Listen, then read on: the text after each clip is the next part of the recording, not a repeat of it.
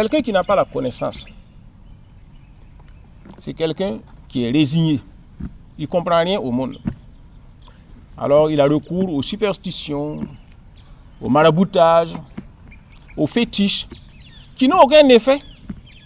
La preuve est que nos grands-parents, malgré leurs fétiches, là, ils n'ont pas pu empêcher les colons de venir nous canarder ici. Et actuellement, là, les terroristes qui nous massacrent avec des fusils mitrailleurs, là, mais où sont nos féticheurs qui ne peuvent même pas les détecter et qui ne peuvent pas résister face à eux? Donc ce sont des éléments de l'obscurantisme. Est-ce que le Premier ministre, il connaît un sorcier? Est-ce qu'il peut le voir? Est-ce qu'il sait les énergies mystiques qui se dégagent d'un masque, d'un fétiche ou d'un lieu de culte? Moi, je crois qu'il est prudent de ne pas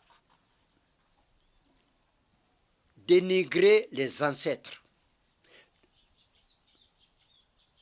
Nos ancêtres, il faut les prendre au sérieux. Parce que eux, ils ne s'amusent pas, ils sont toujours au sérieux. Il ne faut pas se mettre au travers de la route des ancêtres, ceux qui nous ont précédés, ceux qui nous ont mis au monde. Mais le 15 mai qui a été décrété là, ça a été décrété comment? C'est un conseil des ministres, non? Il n'était pas là. Est-ce qu'il n'était pas là? Même s'il n'était pas là, on lui en a fait le compte rendu, non?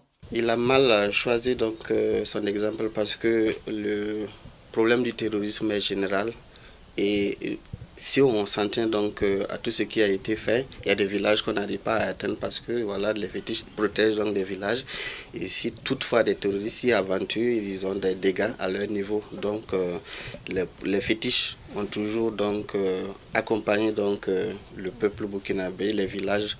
La preuve, souvent même on a des amis qui sont sur le front et au détour donc à Ouagadougou, nous faisons des consultations pour voir à quelle zone ou bien dans quel village il pourrait y avoir des attaques et nous donnons de l'information pour qu'ils puissent se préparer conséquemment. Et c'est une contribution anonyme qu'ils ne savent pas et qu'ils ne cherchent pas à savoir.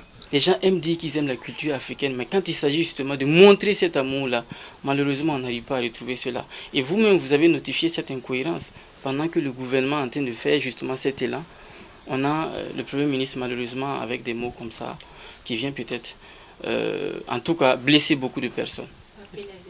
Ça paie clairement, parce que moi, je me mets à la place d'un soldat qui est au front, qui a décidé de se réapproprier son identité culturelle à travers les éléments rituels que vous appelez fétiches, pour pouvoir se défendre.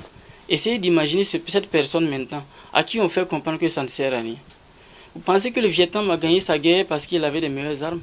Le Vietnam n'avait même pas les armes que les Américains avaient. Mais les Vietnamiens ont gagné parce qu'ils se sont appuyés sur leur culture. Car c'est ça qui crée la fierté. Donc quand le Premier ministre justement vient saper cette fierté, ça sape forcément les morales de tous ceux qui croient en ça.